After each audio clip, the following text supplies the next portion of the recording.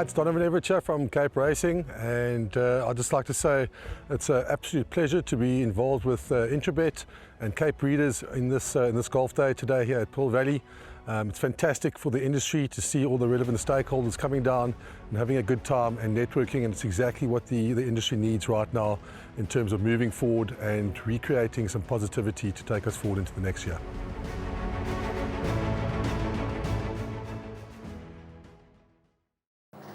Well, race number 6 is the penultimate race on the card. It's over 1,400 meters. It's a fillies and mares 69 handicap. At the time of recording, all 9 runners go to post. And they're betting number 2 at 4-1, number 3 at 3-1, 4 at 5-1, 6 at 4-1, 7 at 7-1, 10-1, and better the balance. See, number 8's at 10-1, and 9's a 14-1 shot. Now, what are we going to do in the 6th race? Let's have a conversation. Presenting and racing, it's 2 different things. And then punting, you can add to that. And the reason I say this is because you remember horses for their racing career, the performances they deliver, the memories that they give us. Like over the weekend, we'll always remember Equinox and how it won the Shima Classic because of the performance. And then on a punting side, you remember horses that have done you well in the past. Yes, and pay the bills, and they'll always be at the back of your mind. Now, the reason I say this is because in a race like this, horses that have been kind to me face each other up here, and then I get highly confused. Because I got 2 Birdwatcher, 3 Royal Kitty, and 7 Kingsmead Crystal, horses that I've gone for and they've delivered. So, you got a soft spot for them because you may have been in a hole and then they got you out of jail, or you may have been up and they may have won you a pick 6 or the place accumulates or whatever bet you've taken. So this is where, you have to separate the heart from the head. And it's a tough decision sometimes. Very, very tough, Dees, because like you say, you go sentimental value, and you think from the heart, the head, and at the end of the day, you've got to put down your money, stay out, or take a small little wager just to have an interest in the race. And I think that's what we do these days. Talking about number 2, Birdwatcher, when it comes to the stats from the last 417 runs, course and distance, the most number of winners have come from draw number 2. And Birdwatcher has shown she's very effective course and distance. If you look at the penultimate run, she's 3.5 kgs better off with Hatter.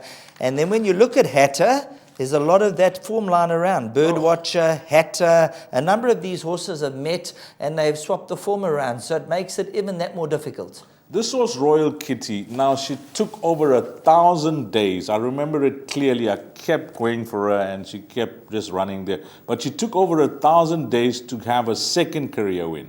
And she's went boom, bang, 3rd and 4th with just around the corner.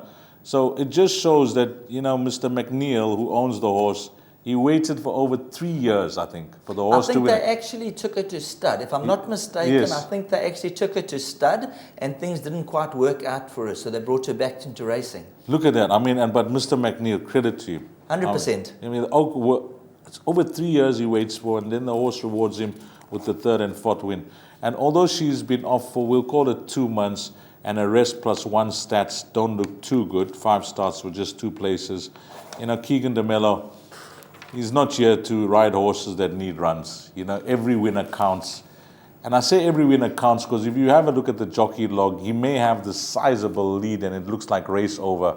But you want to build on that lead as the leading jockey because you never know suspensions, injuries, what's going to happen around the corner. We can never predict the future. So when you're on top of the jockey log and you got such a big lead, and although there's we over with March, April, May, June, July, there's still 4 months of the season left. So you want to build on that lead. What I'm trying to say is that if you think that Royal Kitty may need the run, don't think that, because DeMello is not here to ride horses that need runs. He's here to ride winners. Case in point, I can tell you something in Gauteng. I think it's on 2 occasions. He's jumped off a horse at the start and he said he's not riding it. He's felt something on the way down to the gate. Yesterday in Gauteng, which would have been on Saturday, there was a horse fancied, went down to the start, he jumped off, he said, I'm not riding this. He obviously felt something amiss with the horse. Kabela Matsanyane was engaged to ride it. He wasn't going to take a chance of getting injured or perhaps something going wrong. The horse ran nowhere. So these riders, when they jump aboard a horse, They're ultimate professionals. They know exactly what they're doing. And the case is that he jumped off the horse, it ran nowhere, he made the correct decision. Yeah, and the fact is that he, I'm not saying that other jockeys will do it. Please don't get me wrong. If they feel they're going to report it to the vet's going to make the assessment. There's a whole system. There's a whole system.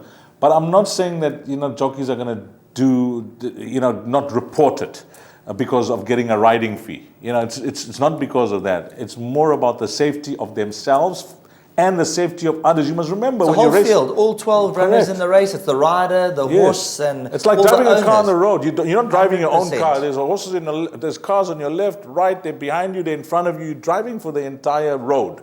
It's a very dangerous profession. Very, very dangerous, and things can happen quick and fast. And I don't want to bring this up, but sadly, I was involved in one where I was at the race course with Anthony Delpesh, and that was a career-ending fall.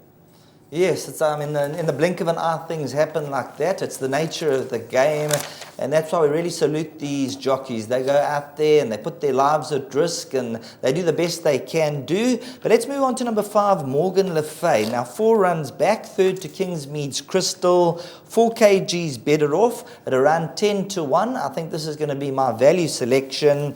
Number 6, Hatter's been in tremendous form. And Kingsmead's Crystal, he has a horse that course and distance really suits. If in the right frame of mind, could blow them away. Even with 61.5. And apologies for wavering away from the selections and the race, but sometimes you just get into a conversation and it gets interesting. So selections for me, I mentioned I'm torn between numbers 2, 3, and 7 for reasons as a punter. Number 6, Hatter, I'll give a mention to. I'm willing to take a chance here. I'm not going to tip them in any particular order. I'll say the winner will come from numbers 2, 3, 6, and 7. If you're looking for one more to include, maybe include Sheldon's selection, number 5, Morgan Le Fay. But I'm expecting a form result here, race number 6.